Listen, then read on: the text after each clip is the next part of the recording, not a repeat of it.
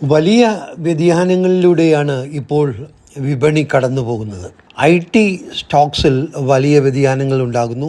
അതേസമയം മറ്റ് പല മേഖലകളിലും ഉണർവും ശക്തിയും പ്രകടമാണ്. എന്തെല്ലാമാണ് പ്രധാന മാർക്കറ്റ് ട്രെൻഡ്സ്?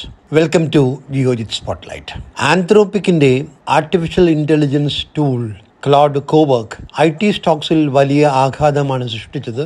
2 ആഴ്ചയിൽ 13% ഇടിവാണ് IT ഇൻഡെക്സിൽ ഉണ്ടായത്.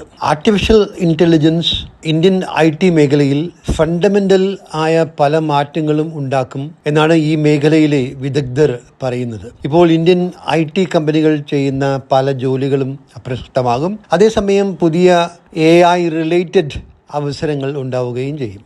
നെഗറ്റീവായും പോസിറ്റീവായും പല മാറ്റങ്ങളും ഈ മേഖലയിൽ ഉണ്ടാവുമെന്ന് ഉറപ്പാണ്. അവ്യക്തതയും അനിശ്ചിതത്വവും ഏറെ കൂടുതലാണ്. അതുകൊണ്ട് ഈ മേഖലയിലെ നിക്ഷേപം വളരെ കരുതലോടെ മാത്രം ചെയ്യുക.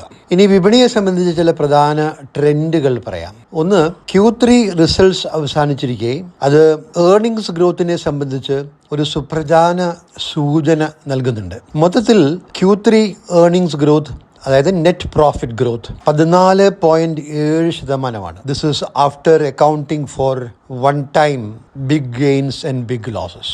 കഴിഞ്ഞ 2 വർഷത്തിലെ, അതായത് 8 പാദങ്ങളിലെ ഏറ്റവും ഉയർന്ന നെറ്റ് പ്രോഫിറ്റ് ഗ്രോത്ത് ആണ് ഈ 14.7% എന്ന Q3 earnings growth. This is better than expected. ഈ ഏർണിംഗ്സ് ഗ്രോത്ത് Q4ലും തുടരും എന്ന സൂചനയാണ് Q3 റിസൾട്ട്സ് നൽകുന്നത്. More important, 15 to 16% earnings growth is possible in FY27. This is the reason why the market remains resilient even in the midst of IT-related sell-off. അന്തിമ വിശകലനത്തിൽ വിപണിയെ ചലിപ്പിക്കുന്നത് earnings growth ആണ് എന്ന കാര്യം ഓർക്കുക. So the up trend in earnings growth is A very positive development. 2, ഈ earnings growth up ട്രെൻഡിൻ്റെ തുടർച്ച എന്നോണം FII ആക്ടിവിറ്റിയിൽ പ്രകടമായ മാറ്റം ദൃശ്യമാണ്. കഴിഞ്ഞ വർഷം 2025 FIIs തുടർച്ചയായി വിൽപ്പനക്കാരായിരുന്നു. $19 ബില്യൺ ഓഹരികളാണ് FIIs കഴിഞ്ഞ വർഷം വിറ്റത്. ഈ വർഷം ജനുവരിയിലും FIIs തുടർച്ചയായി വിറ്റിരുന്നു. എന്നാൽ ഈ മാസം ഫെബ്രുവരിയിൽ FII സ്ട്രാറ്റജിയിൽ മാറ്റം കാണാം. ഈ മാസത്തെ കഴിഞ്ഞ 13 ട്രേഡിംഗ് ദിവസങ്ങളിൽ 8ലും FIIs ബയേഴ്സ് ആയിരുന്നു. IT സ്റ്റോക്സിൽ വലിയ വിൽപ്പന നടത്തിയിട്ടുണ്ടെങ്കിലും മറ്റ് പല മേഖലകളിലും FIIs ഓഹരികൾ വാങ്ങുന്നുണ്ട്. This is an important shift in strategy which has positive implications for the market. Dollar depreciation തുടരുന്ന സാഹചര്യത്തിൽ ഇതിന് പ്രത്യേകം പ്രസക്തിയുണ്ട്.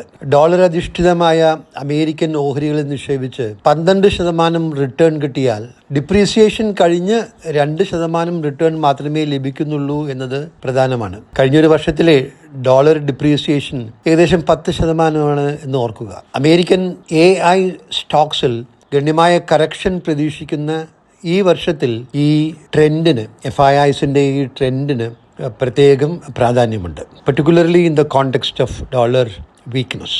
വിപണിയിലെ ദൈനംദിന വ്യതിയാനങ്ങൾക്ക് വലിയ പ്രാധാന്യം കൊടുക്കാതെ മീഡിയം ടു ലോങ് ടേം കാഴ്ചപ്പാടിൽ സിസ്റ്റമാറ്റിക് ആയി നിക്ഷേപിക്കുകയാണ് നിക്ഷേപകർ ചെയ്യേണ്ടത്. ദീർഘകാല നിക്ഷേപകർക്ക് ശരാശരി 15% compound annual growth, 15% CAGR returns ലഭിച്ചതാണ് വിപണി ചരിത്രം. കഴിഞ്ഞ 4 പതിറ്റാണ്ടിലെ കാലത്തെ ചരിത്രം ഇതാണ്. ഇത് ഇനിയും ആവർത്തിക്കും. അതുകൊണ്ട് വിപണിയിൽ പ്രശ്നമാണ്, അതുകൊണ്ട് വിറ്റ് ഓടിക്കോളൂ എന്നൊക്കെ പറയുന്ന നിക്ഷേപകർ പ്രത്യേകം ഈ ദീർഘകാല ട്രെൻഡ് ശ്രദ്ധിക്കേണ്ടതായിട്ടുണ്ട്.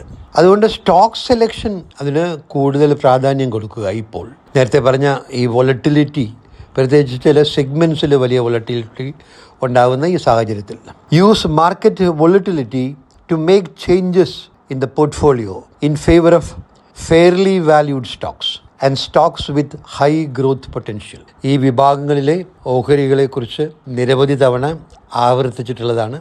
അതുകൊണ്ട് വീണ്ടും പറയുന്നില്ല. Best wishes.